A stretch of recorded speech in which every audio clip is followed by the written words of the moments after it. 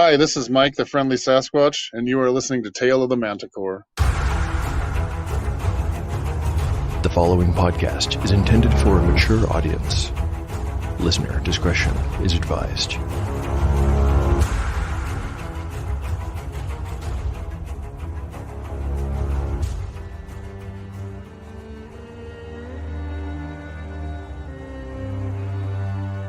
Welcome back to Tale of the Manticore, Season 2. Like the creature from which it takes its name, Tale of the Manticore is a mashup, a crossbreeding between two different species of storytelling. Here you will find the unpredictability of old-school RPG paper and dice games with the storycraft of a dark fantasy novel. No character is sacred, and no character will be spared if the dice decide their fate is at hand. According to lore, the tail of a manticore is barbed with cruel iron spikes. There will be much pain in the days ahead.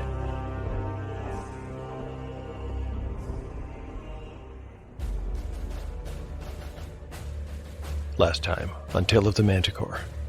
Chapter 49 finds the companions getting settled in Nepule, first at a temporary hideout at the Laughing Maiden Inn, and then, later, in the more suitable accommodations of a disused pottery studio.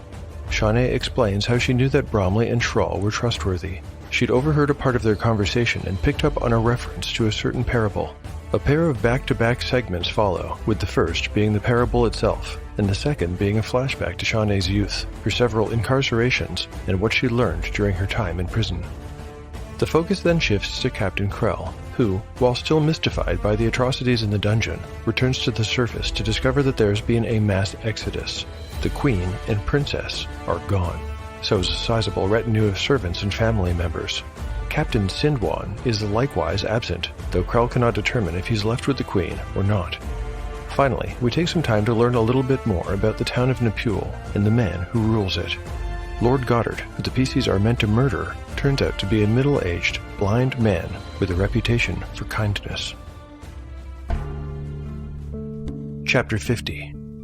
Part 1. Day 128. Late afternoon. Party status.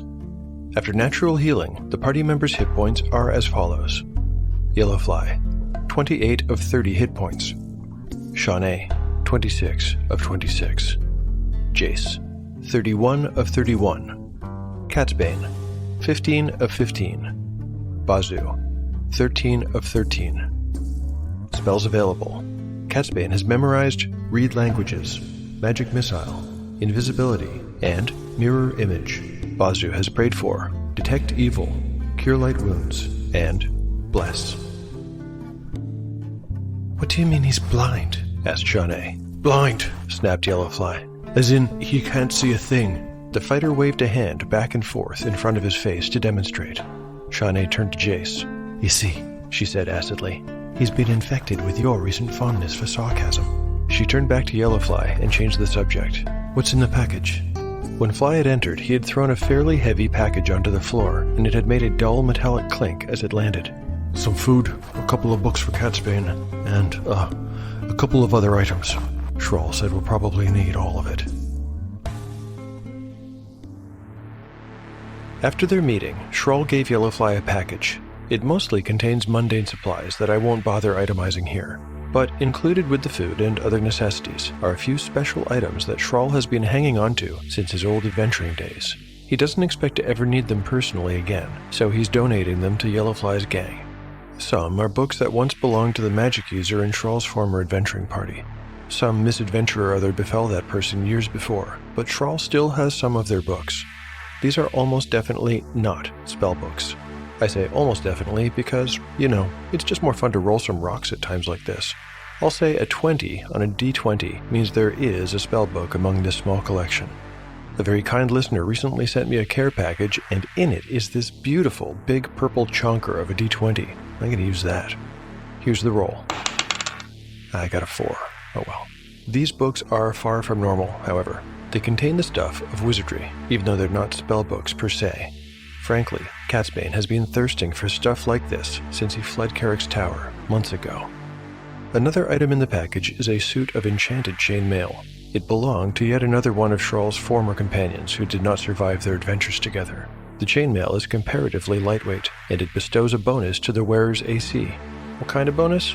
+1 seems appropriate, but as long as we've got this chonker right here, how about a 5% chance that it's a +2? Once again, a 20 on the die means it is. The roll. A 17 this time. It's a +1 chain shirt. Jace will get it, while Bazu, who happens to be about Jace's size, will get the fighter's old hauberk. Up until now, Bazu has worn no armor at all, so this is a welcome boon for both of these PCs. And that's not quite all. There are a couple other items of significance in the package, but, well, we'll get to those soon enough. Jace had put on the chain shirt and was trying to admire his new armor without the use of a mirror, staring down the lengths of his arms and torso. It feels so light. I hope I can turn a blade, as well as the other one. His old shirt was now in Bazu's hands. The cleric was oppositely impressed by the weight, lifting it in the air, having never worn armor before, and frowning with an expression that clearly showed an expectation that it would be lighter. Catsbane had gone straight for the books and already had his face buried in the pages of one. As for Shawnee, she was picking through the dried foodstuffs. Suddenly she looked up and said, "I don't understand why they need all of us if this Lord Goddard is blind. In fact, why do they need any of us? Why don't they do it?"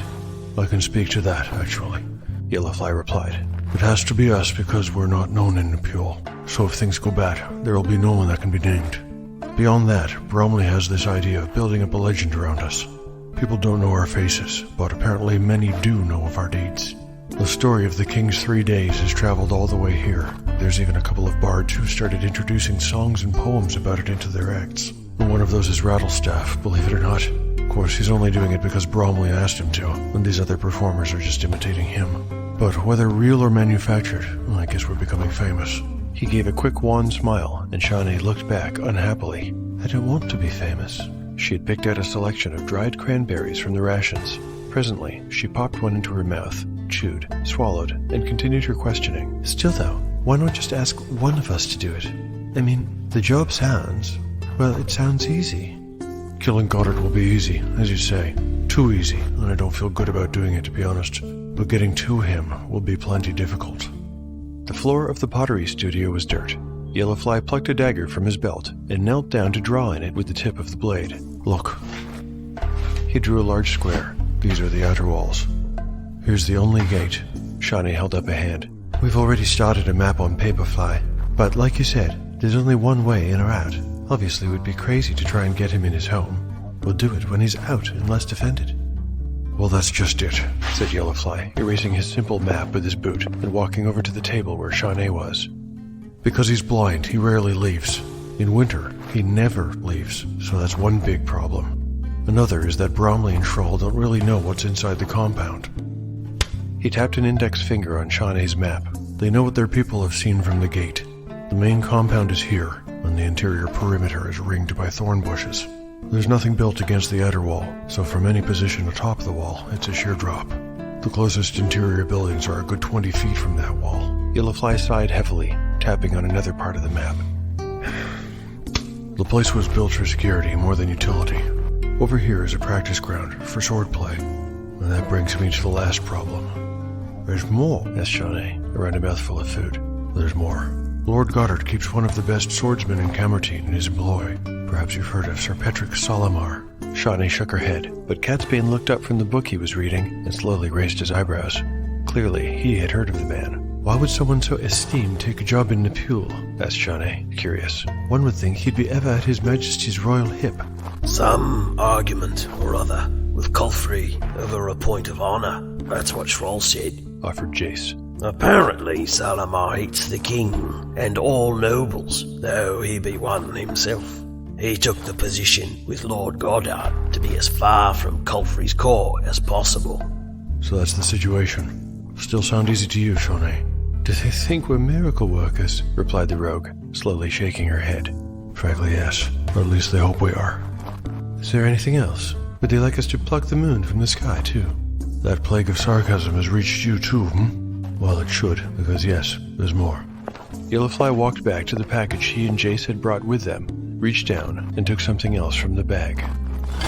It was a kind of weapon, an axe, bigger than a hatchet and smaller than a battle axe.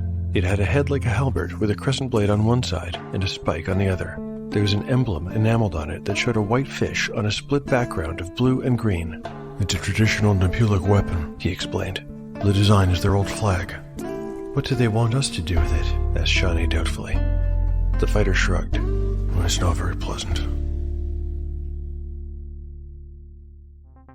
How do you fix a quandary? There's only one solution. Portal Quandary is a Dungeons & Dragons real play comedy, dramedy podcast about a party of mismatched heroes trying to do just that. Join Dungeon Master Tyrone Cross as he hurls our Melbourne-based party into a mystical world full of strange creatures, stranger people, and strangest of all, unanticipated self-discovery. Gross. Listen to Portal Quandary now on Spotify, Apple Podcasts, or wherever you get your podcasts from. Episodes released tri-weekly. Let me get this straight.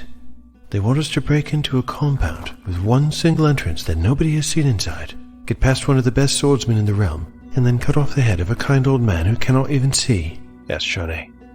That's the assignment, yes, replied Yellowfly. And bring back the head. Correct. And they want us to use a special axe to do it. Also correct. I understand it's for proof, but why do they want us to do it with this? She was hefting the axe, testing its weight, and frowning. Yellowfly pursed his lips, then said, "The axe is to be left behind, to leave a message." "Fine. What are they planning to do with Goddard's head?" "The last ruler of Nepule had her head put on a pike," said Jace. "They lashed it to the spire of the tallest tower. Bromley wants to do the same with Goddard's." Another message, I suppose. But I still don't see what it proves that a bunch of fugitives from Silmoral can come and kill an old blind man. That doesn't sound very heroic to me. "You're missing the point, Shawnee," said Yellowfly. "So tell me, what is the point?" "They want to prove that nobody is untouchable, but I'll give you that it isn't very heroic." "I feel the same way," added Jace, shaking his head. "Why haven't Bromley or Thrall bribed some of the servants or guards to find out what's inside the compound?" "They've tried, but it's impossible. I'm sure you've noticed that the walls are made of different stone than the other buildings around here. It's the same with the buildings inside the compound. All of it was brought here, at great expense, I'd imagine, after the original keep was demolished." "What has that got to do with anything?" Shawnee had put down the axe and now had her arms crossed over her chest. "Lord Goddard's compound is entirely built from Silmarillion stone. It's like they transplanted a bit of the capital all the way over here. But stone's not all they brought. Every guard and servant is from Silmoral. There isn't a single Nepulic to be found within those walls. Well, actually, that's not true. There is one. Every couple of years, Goddard selects a random child from a poor Nepulic family and takes them in, gives them a proper education, trains them." "Indoctrinates them?" offered Catsbane. He put down his book and had been paying attention since the mention of the swordsman, Salamar. "Perhaps even hold them as a kind of unofficial hostage?" "Perhaps. I think Cole's brother was one of those chosen children. Didn't he say something about that once?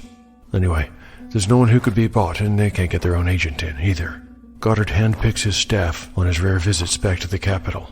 Furthermore, his people are loyal, well paid, and by all indications, they like him," muttered Jace, scratching the back of his head. "If he is so sweet and blind to boot, I do not relish the idea of removing his head." They did offer a significant reward for doing it, but I don't know. Perhaps we should just call it off. "Let's not rush to make a saint of this man." It was Bazu. They had never heard such iron in his voice before, and it silenced everyone. "Though this man be gentle and blind, let us not forget that evil takes many forms, including blindness to injustice and oppression." Bazu was on his feet now, finger lifted in the air. "And let us not celebrate the man who dines on steak, while his people subside on acorns and gruel throughout the winter, as I have been told has been the case more than once during Lord Goddard's governance. The hoarding up of money is a great evil in and of itself, but even more so when one's fellows are starving at one's feet." Shawnee was nodding to his every word. When Bazu finished speaking, she walked across the dirt floor, picked the axe back up, and said in a voice that did not flinch or waver, "What was it you said the other day, Bazu? Whatever man may not himself use, might deny the needy what they require. Well, I believe there's no such thing as a good rich man or a good noble man, and Lord Goddard is both. I'll do it."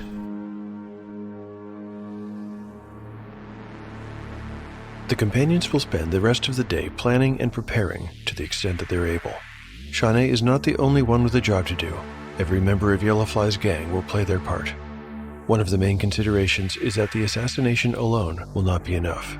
The PCs need to neutralize any kind of strength Goddard's followers will have to effectively respond, and so those of a martial disposition who serve him, especially Sir Salamar, will need to be neutralized as well, one way or another. I tried to imagine how real players around a table would deal with the situation, and I think I have a good idea of what they might do, but I won't subject you to the companions strategizing. We've listened to them talk for long enough. It's high time for some action. Chapter 50. Part 2. Day 129. Early morning. Party status. After natural healing, the party members' hit points are as follows. Yellowfly, 29 of 30 hit points. Shawnee, 26 of 26. Jace, 31 of 31.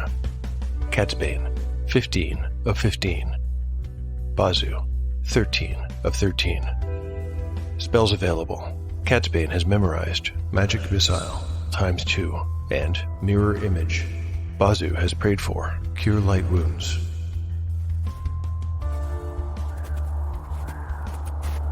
Shawnee was a ghost.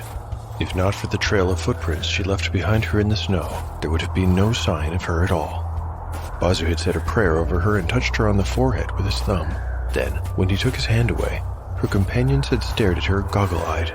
Incredible, Yellowfly had breathed. Utterly silent. Jace had blinked comically as he spoke. It was strange. While she had been able to hear them perfectly, Bazu's prayer had apparently rendered her as silent as the moon. The cleric had warned her that the spell would last only 2 hours, and so she must complete her work within that time or risk being exposed. Bazu had also blessed her with a resistance to cold, though that boon would last her a mere hour. Catsbane had assisted as well. As he had done before, he gave her the gift of invisibility and promised it would last until she struck the fatal blow, if she were careful. All that Shawnee presently carried on her person was likewise invisible, though it wasn't much. She had a length of rope cut down to 25 feet and knotted at intervals. Additionally, she had the Nepulic axe in a backpack Catsbane had purchased during the day. She wore this pack over her usual leathers and carried both her short sword at her hip and a dagger down her right boot. Of course, she wore her magical gloves and carried her thieves' tools in a belt pouch, too. Practically all else had been left behind at the potter's studio.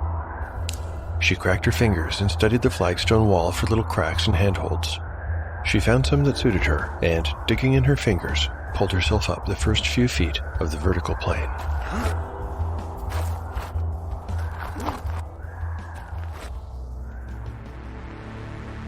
Shawnee is now a 7th level thief, with a whopping 93% chance to successfully scale this wall.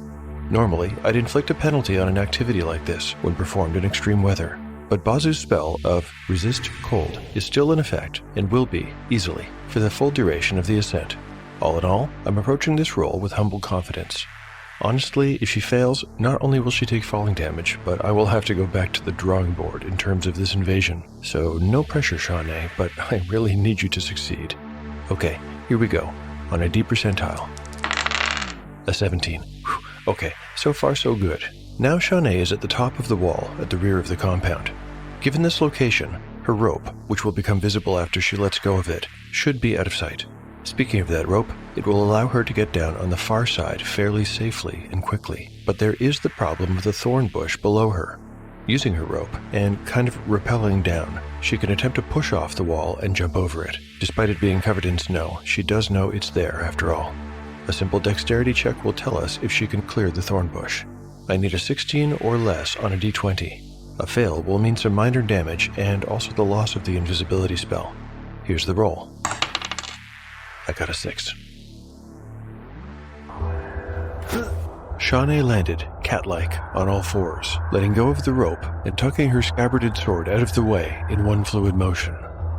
By habit, she dashed away from what felt like an exposed position and made for the nearest shadow. In a few moments, she was at the back corner of the main estate. She peeked around and into the adjoining yard, still taking unnecessary pains to remain small and out of sight. In front, and ahead by 50 yards, was a snowy, flat field, empty of all but a pair of wicker and wood training dummies. A few discs of hay, bound into shape by twine, leaned up against a barrel off to one side. Opposite these, Shawnee could see a rack of some sort, with a snow-laden covering sheet draped over it. Just then, someone wearing a heavy mantle over his chain shirt appeared from the building's main entrance, followed by a second person, similarly dressed but of a child's stature. The adult moved to the rack and pulled off the cover to reveal an arrangement of weapons underneath. From left to right were a poleaxe, a mace, a battle axe, a hand axe, a greatsword, a short sword, and a spear. Resting on the ground beneath the spot where the hand axe was hung was a full helmet of steel. Shawnee pulled back by instinct, but then, remembering her invisibility and reminding herself that Catsbane's magic had never failed her, she poked her head back out. The two figures must have just shared a joke, because a bark of manly laughter was audible after the child pointed at the greatsword. The adult passed him the shorter blade instead. This was followed by some kind of dispute that, by appearances, indicated the child did not wish to wear the helmet. The adult must have won the argument, for the child, his shoulders drooping, scooped it up and then put it on. This must be Sir Salamar, thought Shawnee. It occurred to her that she could take this opportunity to dispatch him while she was invisible, but if she did, Catsbane's spell would end and her mission would become almost impossible. She pressed her lips together. It was a shame to let slip such a chance. She continued to watch them. In the square, teacher and pupil touched swords and began to spar. Good. Yes, like that. Do not drop your guard, young man. Chin down. Shawnee took the opportunity of their diverted attention to edge along the wall. The side door that she was making for was a mere 20 paces away. It was a bizarre and exhilarating feeling being exposed thus. Even though the various enchantments placed on her rendered her silent and invisible, she did not feel either of those things. She could see and hear herself with perfect clarity. Even worse was the necessity for her to turn her back on the two fighters as, using her thieves' tools, she bent to pick the inevitably locked door. If she failed at this, she would need to enter Goddard's home through the front door. Windows would not be an option. She had noted earlier that all of them were shuttered or fitted with crossed bars of iron. Invisible and silent or not, she did not relish the idea of going in through the main entrance. She pushed the thought away, took a deep breath, and got to work.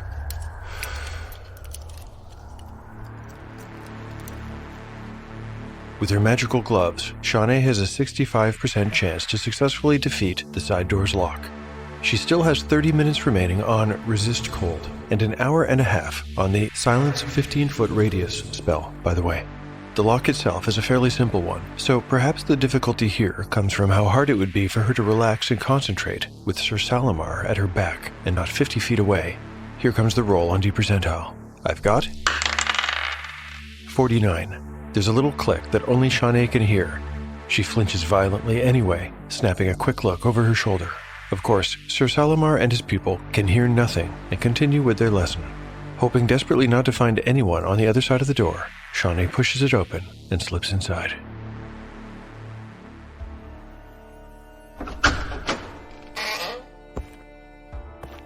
She was in an empty hall. Once it became clear that there was no one there to see the door moving on its own, she shut it behind her. By habit, she glanced down to make a mental note of what the floor was made from. Stone, with a green carpet running down its length. This was not a servant's area, as she had expected, but a main artery of the estate. The corridor stretched ahead by some 80 feet before opening into a large chamber and continuing on the other side. Given the Silmarillion taste for symmetrical design, Shawnee correctly assumed that the layout on the far side of the chamber would be a mirror image of this one. There were 4 doors in the hall between herself and the central space, 2 on each side. No sooner had she taken all this in than one of the doors opened, and a woman entered the corridor. Shawnee froze in place, letting out an involuntary gasp of surprise before clapping a hand over her mouth. Of course, her presence could not be detected by the woman, who went about her business, humming tunelessly. Shawnee was not 20 feet away, and if it weren't for her companion's spells, she would have been completely exposed. She had a sudden reckless urge to laugh out loud, or even jump up and down. She settled for a little mirthful noise and relaxed, watching the woman but ready to move back if she needed to. Bazu had warned her that the enchantment of silence extended around her in a kind of bubble that reached for 7 or 8 feet in every direction. If anyone stepped inside that bubble, they would feel as though they had gone instantly deaf and would be alerted that something was amiss. The woman, Shawnee surmised, was a servant, though she did not wear what Shawnee thought of as servant's clothes. Her garment was a plain but good quality outfit of dyed linen. Her hair was twisted into a bun, and she held a bucket of water in one hand. After casting about a quick furtive glance, first to her right, and then to her left, and looking right through Shawnee, she farted, fanned the air around her with her free hand while making a face, and then passed through the opposite door. Once again, Shawnee was alone. This anonymity made her feel strangely godlike and deeply lonely at the same time. Is this what happened after you died and became a spirit? She refocused on the task at hand and crept ahead, exhaling as she passed the spot where the washerwoman had been, and continued until she could see the details of the first floor's central room at the end of the corridor. It was most impressive. An opulent and massive pair of white marble stairs to her right flowed down from the second level like ribbon tails. A heavy cast-iron banister traced its inside curves. At the bottom, they terminated at a woven rug of patterned green and yellow diamond shapes, atop which was a statue of a robed figure made of the same white marble as the stairs. Paintings with polished darkwood frames were arranged on every wall in neat little clusters of 4. Most of these were only a few hands' breadth in size, and showed portraits of young, fashionably attired members of the Goddard family. One exception was a large, full-body likeness of King Culfrey, flanked, as usual, by flower-bearing children. Another was a landscape painting of a man Shawnee assumed to be Lord Goddard himself, posing in front of Nipule's outer walls in summer.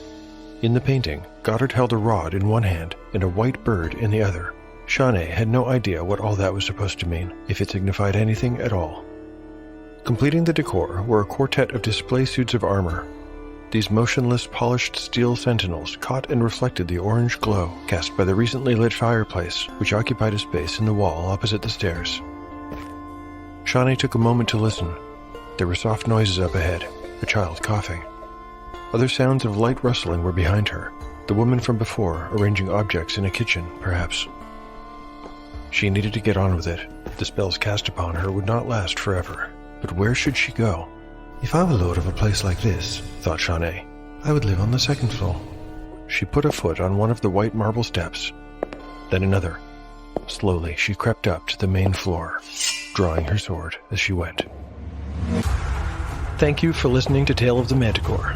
If you've enjoyed the show and would like to help to support it, there are loads of ways to do so. You can recommend it online or to friends. You can like and repost episode announcements on X. You can pick up One Shot in the Dark, the Pendulum world-building tool, or Encyclopedia Manticorica on DriveThruRPG. And finally, you can rate or review the show on your podcatcher of choice.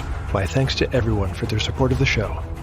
At this time, please allow me to share a couple of your kind reviews. These two were both posted on YouTube by IsolWolf666 and the Tomar33. IsolWolf666 writes, "Great episode. Excited to discover what will happen next. The editing and sound design is amazing and inspiring.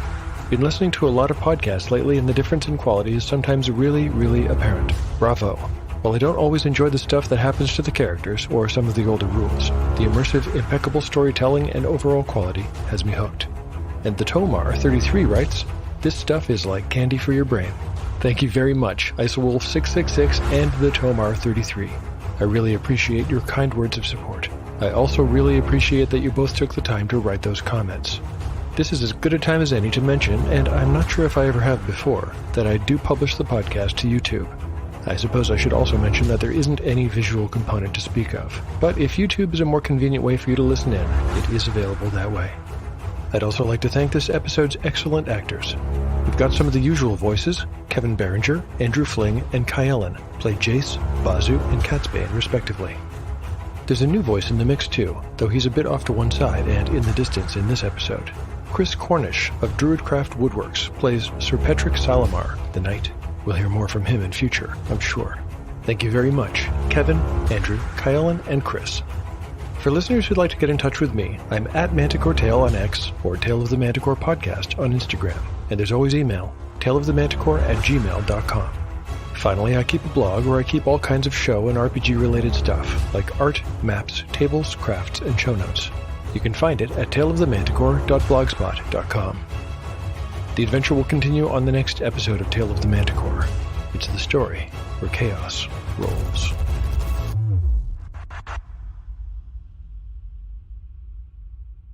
RPG Match is a TTRPG matching service that allows you to browse and connect with other tabletop folks who like to play like you do. Want to find someone to play a new game with? RPG Match. Hard to find players who will actually show up on time? RPG Match. RPG Match asks the important questions about safety tools, character death, and stylistic preferences, so you're guaranteed a good fit before you sit down at the table, or VTT. RPG Match is also partnering with major publishers from Chaosium to Free League to Paizo and more to allow you to unlock special badges. But RPG Match is more than a matching service. They're building a community online from the ground up with tabletop gamers in mind. Best of all, it's all free. Visit rpgmatch.org today and see what they've got to offer. Use the URL rpgmatch.org/Tale of the Manticore to get a special Tale of the Manticore badge on your profile.